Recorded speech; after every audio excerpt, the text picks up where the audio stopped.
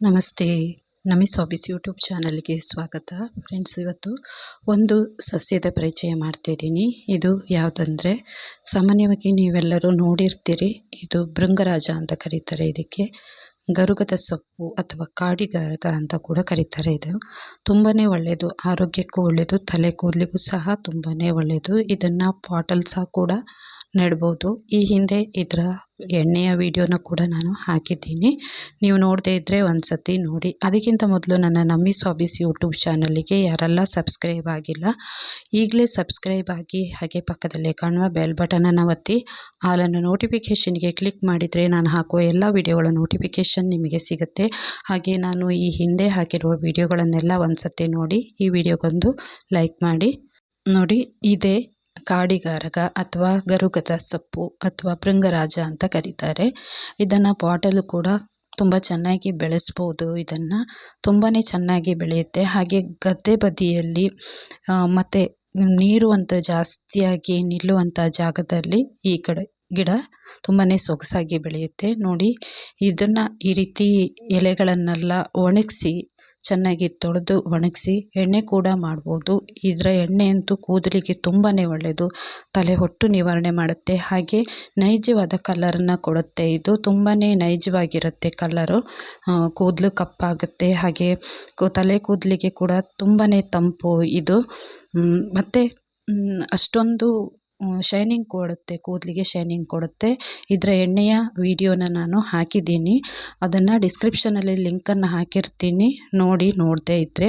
ಹಾಗೆ ಗರುಗದ ಸೊಪ್ಪು ಇನ್ಯಾವುದಕ್ಕೆಲ್ಲ ಉಪಯೋಗ ಇದೆ, ಭೃಂಗರಾಜ ಯಾವುದಕ್ಕೆಲ್ಲ ಉಪಯೋಗ ಇದೆ ಅಂದರೆ, ಇದು ಕೂದಲಿನ ಬೆಳವಣಿಗೆಗೆ ಸಹಾಯ ಮಾಡುತ್ತೆ. ಕೂದಲು ಬೆಳ್ಳಗಾಗೋದನ್ನು ತಡೆಯುತ್ತೆ. ಅಂದರೆ ಬಾಲನೆರೆ ಅಥವಾ ಬೇಗನೆ ತಲೆ ಕೂದಲು ಬಿಳಿಯಾಗುತ್ತಲ್ವ, ಅದನ್ನು ತಡೆಯುತ್ತೆ. ಇದು ಪ್ರತಿದಿನ ಈ ಎಣ್ಣೆನ ಯೂಸ್ ಮಾಡೋದ್ರಿಂದ. ಹಾಗೆ ಕೂದಲು ತಲೆ ಹೊಟ್ಟು ಇರೋಲ್ಲ, ದಟ್ಟವಾಗಿ ಕಪ್ಪಾಗಿ ಕೂದಲು ಬೆಳೆಯುತ್ತೆ.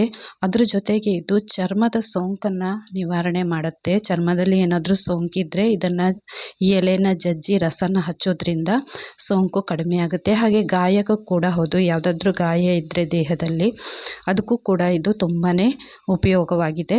ಹಾಗೆ ಇದು ತಲೆನೋವಿಗಂತೂ ತುಂಬಾ ಒಳ್ಳೆಯದು. ಇದರ ಸೊಪ್ಪಿನ ರಸಕ್ಕೆ ತೆಂಗಿನ ಎಣ್ಣೆಯನ್ನು ಸೇರಿಸಿ, ಅಂದರೆ ಸೊಪ್ಪನ್ನು ಜಜ್ಜಿ ಇದಕ್ಕೆ ಕೊಬ್ಬರಿ ಎಣ್ಣೆಯನ್ನು ಮಿಕ್ಸ್ ಮಾಡಿ ತಲೆಗೆ ಅಂದರೆ ಹಣೆಗೆ ಹಚ್ಚೋದ್ರಿಂದ ತಲೆನೋವು ಕಡಿಮೆ ಆಗುತ್ತೆ. ಹಾಗೆ ಇದು ಭೃಂಗರಾಜದ ಬೇರಿರುತ್ತಲ್ವ, ಅದನ್ನು ಅರೆದು ಚರ್ಮಕ್ಕೆ ಹಚ್ಚೋದ್ರಿಂದ ಚರ್ಮದ ಸೋಂಕು ಕೂಡ ನಿವಾರಣೆ ಆಗುತ್ತೆ. ಹಾಗೆ ಕಣ್ಣಿನ ದೃಷ್ಟಿಗೆ ತುಂಬಾ ಒಳ್ಳೆಯದು ಈ ಎಲೆ. ಹಾಗೆ ಈ ಗಿಡನ ಗುರುತಿಸೋದು ಹೇಗೆ ಅಂದರೆ, ಇದು ಒಂದು ಸೇವಂತಿಗೆ ಜಾತಿಯ ಹೂ ಬಿಡುತ್ತೆ, ಸಣ್ಣದಕ್ಕೆ ಬಿಳಿ ಬಣ್ಣದ ಹೂವು ಬಿಡುತ್ತೆ. ಹಾಗೆ ಎಲೆಗಳು ನೋಡಲಿಕ್ಕೆ ಸೇಮು ಹೊನ್ನಗನ್ನೆ ಸೊಪ್ಪು ಆ ಥರವೇ ಬರುತ್ತೆ, ಆದರೆ ಹೊನ್ನಗನ್ನೆ ಸೊಪ್ಪೇ ಬೇರೆ, ಇದೇ ಬೇರೆ.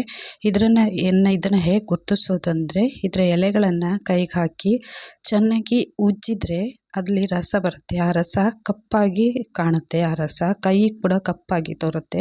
ಹಾಗೆ ಕಪ್ಪಾಗಿ ಕೈ ತೋರಿದಾಗ ಇದು ಗರಗ ಸೊಪ್ಪು ಅಥವಾ ಭೃಂಗರಾಜ ಸೊಪ್ಪು ಅಂತ ಇದನ್ನು ಗುರುತಿಸ್ಬೋದು. ಹಾಗೆ ನಿಮ್ಮ ಮನೆಯ ಪಾಟಲ್ಲಿ ಎಲ್ಲಾದರೂ ಗಿಡಗಳು ಸಿಕ್ಕಿದರೆ, ಬೇರು ಸಮೇತ ಸಿಕ್ಕಿದರೆ ಒಳ್ಳೆಯದು.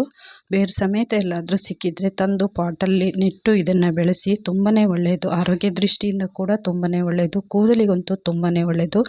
ಗರಗ ಸೊಪ್ಪು ಅಥವಾ ಭೃಂಗರಾಜ ಕೇಶವರ್ಧಿನಿ ಅಂತಲೂ ಕರೀತಾರೆ. ಯಾಕಂದರೆ ತುಂಬಾ ತಲೆ ಕೂದಲಿಗೆ ಎಲ್ಲ ಸಮಸ್ಯೆಗೂ ಒಳ್ಳೆಯ ಪರಿಹಾರ ನೀಡುವಂತಹ ಒಂದು ಗಿಡ ಇದು. ಹಾಗೆ ಈ ವಿಡಿಯೋಗೆ ಒಂದು ಲೈಕ್ ಮಾಡಿ ಇಷ್ಟ ಆದರೆ, ಹಾಗೆ ವಿಡಿಯೋ ಬಗ್ಗೆ ಒಂದು ಕಮೆಂಟ್ ಮಾಡಿ. ನನ್ನ ಚಾನಲ್ಗೆ ಸಬ್ಸ್ಕ್ರೈಬ್ ಆಗದೇ ಇದ್ದರೆ ಆದಷ್ಟು ಬೇಗ ಚಾನಲಿಗೆ ಸಬ್ಸ್ಕ್ರೈಬ್ ಆಗಿ. ಒಳ್ಳೊಳ್ಳೆ ವಿಡಿಯೋಗಳನ್ನು ಹಾಕಿದ್ದೀನಿ. ಸಸ್ಯಗಳ ಬಗ್ಗೆನೂ ಕೂಡ ವಿಡಿಯೋ ಹಾಕಿದ್ದೀನಿ. ಹಾಗೆ ಸಸ್ಯಗಳ ಬಗ್ಗೆ ಪರಿಚಯ ಕೂಡ ಕೆಲವು ವಿಡಿಯೋದಲ್ಲಿ ಮಾಡಿದ್ದೀನಿ, ನೋಡಿ. ಥ್ಯಾಂಕ್ ಯು ಸೋ ಮಚ್ ಈ ವಿಡಿಯೋ ನೋಡಿದ್ದಕ್ಕೆ. Thank you.